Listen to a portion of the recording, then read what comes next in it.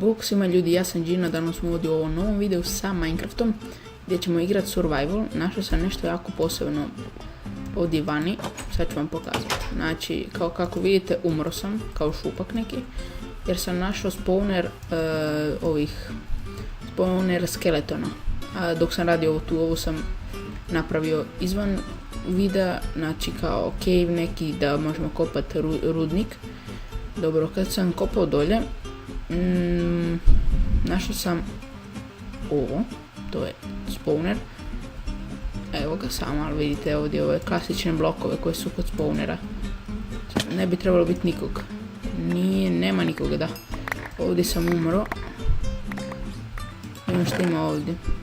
To mi treba. Ja vam ubrzam ovaj dio jer još nemate šta gledati.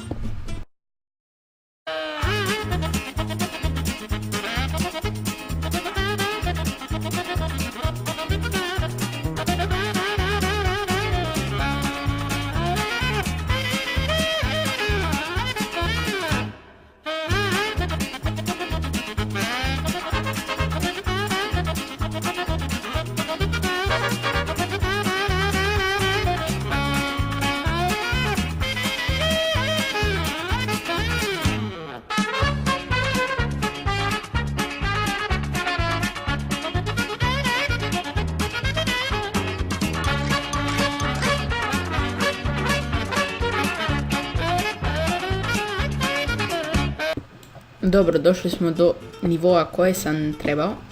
Sada idemo kopati ovdje, raskopat ćemo dosta. Ovo će biti zona kopanja. Znači ovako, dobro, to ću ja još malo raščistiti sam. Treba biti dijamant na ovom levelu, znači ovo je level 12, tamo gdje se najlakše nalaze dijamanti. Ajmo dalje, ajmo vidjeti što ima ovdje preko, samo da ja ovaj putić proširim. Ovako, nema dijamanta. Čudo Bože da nema dijamanta.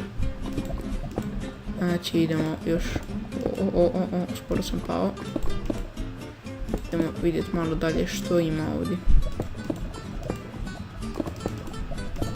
Mislim da je ovo jedini cave sa toliko lave, a da nema dijamanta. To je strašno. Znači, na ovakvim mjestima se nalazi puno dijamanta.